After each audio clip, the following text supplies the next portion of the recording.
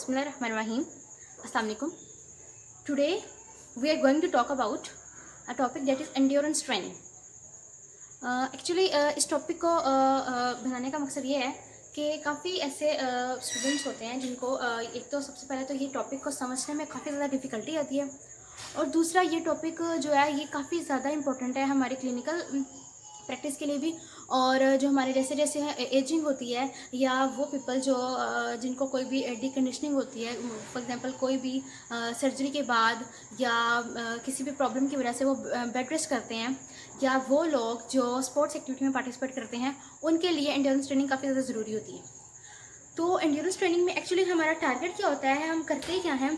सबसे पहले मैं आपको इसकी इंपॉर्टेंस बताऊंगी, फिर एंड्योरेंस ट्रेनिंग में हमारे पास कौन कौन से दो कंपोनेंट्स आते हैं वो डिस्कस करेंगे, फिर डिटर्मिनेंट जो एक मेजर होता है एंड्योरेंस का, जिसके थ्रू हम इसकी एक बेस लाइन बनाते हैं, जिसके थ्रू हम एंड्योरेंस ट्रेनिंग करते हैं, तो उसको डिस्कस करेंगे। एंड उसके अलावा हम आज कुछ मेजर की टर्म्स को डिस्कस करेंगे।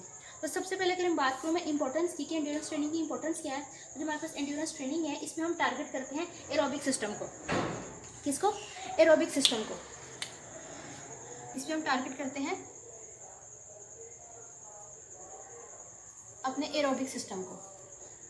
अब इसके अंदर क्या होता है कि हमारे पास एनर्जी यूटिलाइजेशन होती है, और हमारे पास जो हमारे मसल्स और हमारा जो कार्डियो रेस्पिरेटरी सिस्टम है, muscles and cardio respiratory system, इसमें जो है ना ये हमारे मेजर टारगेट होते हैं। मीन्स हमारी मस्कुलर एंड्योरेंस और हमारा जो कार्डियो रेस्पिरेटरी एंड्योरेंस है, हम उसके ऊपर काम करते हैं। अब इसमें हम करते ही क्या है कि पेशेंट को हम जो है कोई भी विगरस फिजिकल एक्टिविटी करवाते हैं, सो डैट कि उसके जो मसल्स हैं वो भी उनकी इन्वॉल्वमेंट हो और उसका जो हार्ट रेट है वो एलिवेट हो। अब इसके हमारे पास एंड्योरेंस ट्रेनिंग की हमारे पास 3 मेजर टारगेट्स होते हैं कि एंड्योरेंस ट्रेनिंग हम क्यों कराते हैं। एक तो हमारे पास अपना जो हमारा गैशियस एक्सचेंज होता है एट द एल्वेलर लेवल, उसको इम्प्रूव करने के लिए। गैशियस एक्सचेंज जो होता है हमारे पास एंड्योरेंस ट्रेनिंग के 3 टारगेट्स हैं। एक हमारा जो गैशियस एक्सचेंज होता है उसके लिए करवाते हैं, gaseous exchange at the alveolar level. इसके अलावा जो हमारा ऑक्सीजनेटेड ब्लड है, जो हमारा ऑक्सीजनेटेड ब्लड है उसके ट्रांसपोर्ट के लिए। और थर्ड हमारे पास जो ऑक्सीजन की यूटिलाइजेशन है इसको इम्प्रूव करने के लिए। ये हमारा मेजर टारगेट होता है। ठीक हो गया। अब आता है इसके कंपोनेंट्स। अब हमारे पास जो एरोबिक सिस्टम में हमारे पास जो 2 कंपोनेंट्स आते हैं, जिसके हम एक होती है हमारे पास मस्कुलर एंड्योरेंस और एक होती है हमारे पास कार्डियो रेस्पिरेटरी एंड्योरेंस। अब पहले हम डिस्कस करते हैं मस्कुलर एंड्योरेंस क्या होती है, फिर हम डिस्कस करेंगे कि कार्डियो रेस्पिरेटरी एंड्योरेंस क्या होती है। अब मस्कुलर एंड्योरेंस में हम एक्चुअली करते क्या हैं, इसके अंदर जो है ना हम मसल्स, जो हमारे मसल्स होते हैं उनके रेपिटेटिव कॉन्ट्रैक्शंस करवाते हैं। रेपिटेटिव कॉन्ट्रैक्शंस करवाते हैं मसल्स की, या फिर हम उनकी एक सिंगल कॉन्ट्रैक्शन करवाते हैं for a long period of time. ये होती है हमारी मस्कुलर एंड्योरेंस। और कार्डियो रेस्पिरेटरी एंड्योरेंस क्या होती है कि इसके अंदर जो है इसमें हमारे पास जो हमारे एबिलिटी होती है हमारे हार्ट, लंग्स एंड वेसल्स की, the ability of the heart, lungs and vessels to work efficiently during exercise, ये हमारा मेजर टारगेट होता है। ये कार्डियो रेस्पिरेटरी है ना, इसके अंदर हमारे पास आ जाएंगे हमारा लंग्स आ जाएंगे, और हमारा कार्डियोवेस्कुलर सिस्टम में हमारे पास हमारी हार्ट और हमारी वेसल्स आ जाएंगी। तो इनके हमारा मेन टारगेट होते हैं। अब आता है हमारे पास डिटर्मिनेंट ऑफ एंड्योरेंस।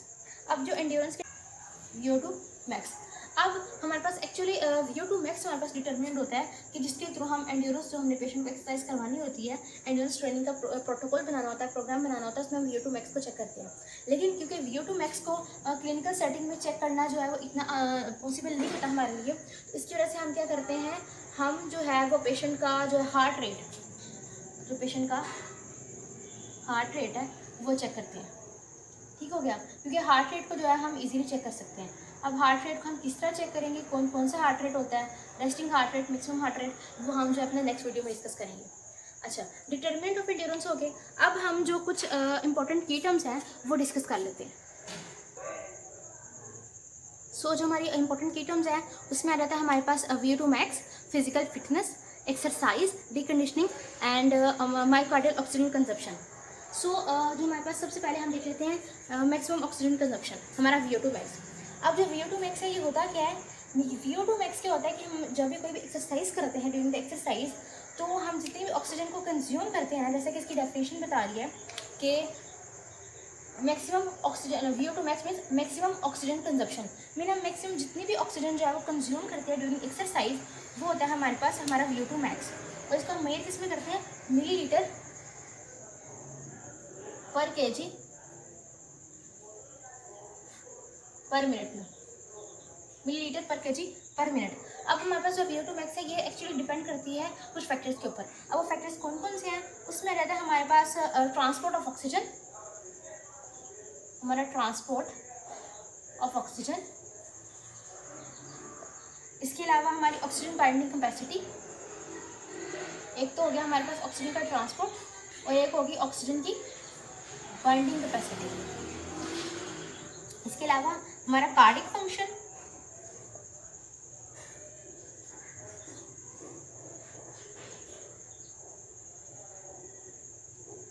और हमारे muscular oxidative potential and oxygen extraction capabilities, oxygen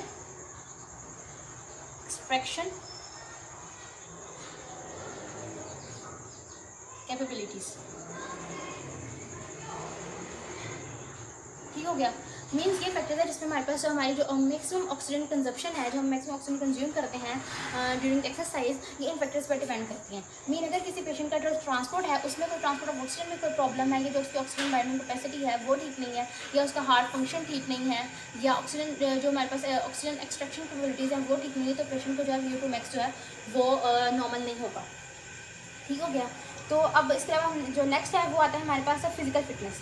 अब फिजिकल फिटनेस के नाम से पता चल रहा है कि फिजिकल फिटनेस हम किस पेशेंट को कहते हैं, फिजिकल फिटनेस हम किस पेशेंट को कहते हैं कि वो पेशेंट जो कि फिजिकल वर्क कर सकता है। ठीक है, जिसे हम कहते हैं ना कि यार ये जो बंदा है ये कितना फिजिकली फिट है, हम ऐसे कहते हैं ना फिजिकल फिट है। मीन वो कोई भी एक्टिविटी जब करता है ना, तो वो जिस तरह फॉर एग्जाम्पल अगर वो जिस तरह होते हैं, कुछ लोग होते हैं कि वो जब जिस तरह को एजेड होते हैं या किसी को कोई हार्ट प्रॉब्लम होती है, जब वो सीढ़ियाँ चढ़ते हैं तो उनको एंजाइना पेन होना शुरू हो जाता है, या उनको जो उनका सांस फूलना शुरू हो जाता है। मीन्स कि वो जो पेशेंट फिजिकल फिट नहीं है।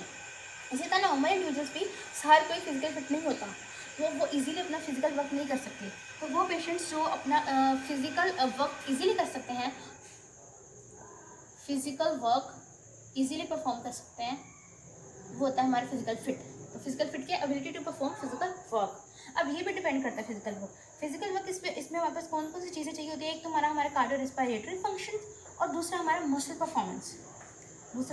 परफॉर्मेंस, दो चीज़ें इसके अंदर भी आ जाती हैं हमारी। कौन कौन सी, एक है हमारे पास कार्डियो रेस्पिरेटरी फंक्शनिंग, और एक आ जाती है हमारे पास मस्कुलर परफॉर्मेंस, हमारे मसल्स की।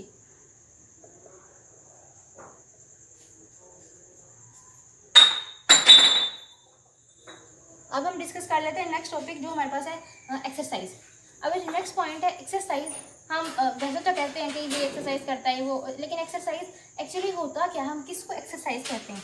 Exercise is a planned and structured physical activity to improve the physical fitness.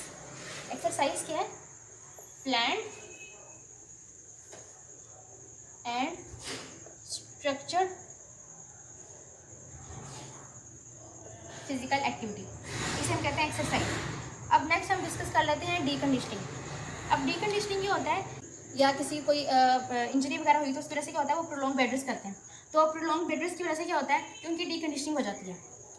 अब डीकंडीशनिंग स्टार्ट कब होती है, 72 आवर्स के बाद, 72 आवर्स के बाद स्टार्ट होती है, और आहिस्ता आहिस्ता जो है ना ये विद द पासिंग डेज ये जो है ना इसका रेट जो है फास्टर होना शुरू हो जाता है। मीन्स की डीकंडीशनिंग में क्या क्या होता है, उसकी मस्कुलर परफॉर्मेंस भी कम हो जाती है, उसका कार्डिक आउटपुट भी कम हो जाता है, उसकी जो मस्कुलर परफॉर्मेंस है वो भी कम हो जाती है, मसल परफॉर्मेंस में उसकी स्ट्रेंथ, उसकी एंड्योरेंस, ये सब आ जाएगा। इसके अलावा उसका कार्डिक आउटपुट जो है वो भी कम हो जाएगा, और इसके अलावा जो VO2 max है वो भी कम हो जाएगा। इसके अलावा और भी काफ़ी फैक्टर्स हैं जो कि डीकंडीशनिंग में कम हो जाते हैं। नेक्स्ट हमारा जो पॉइंट है वो हमारे पास है हमारी मायोकार्डियल ऑक्सीजन कंजप्शन।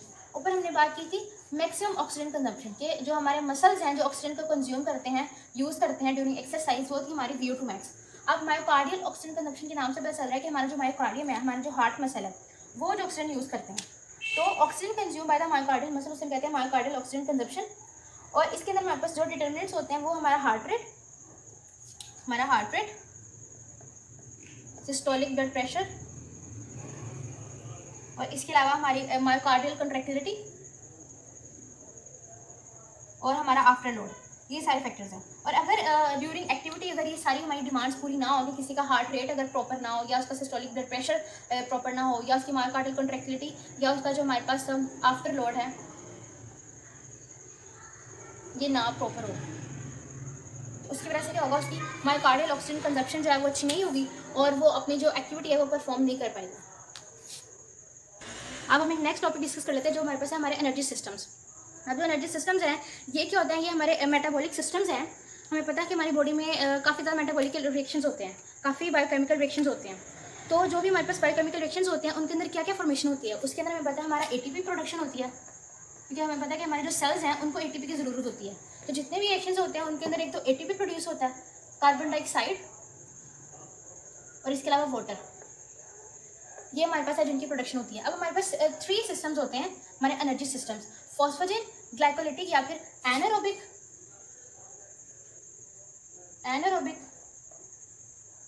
और हमारा ऑक्सीडेटिव सिस्टम।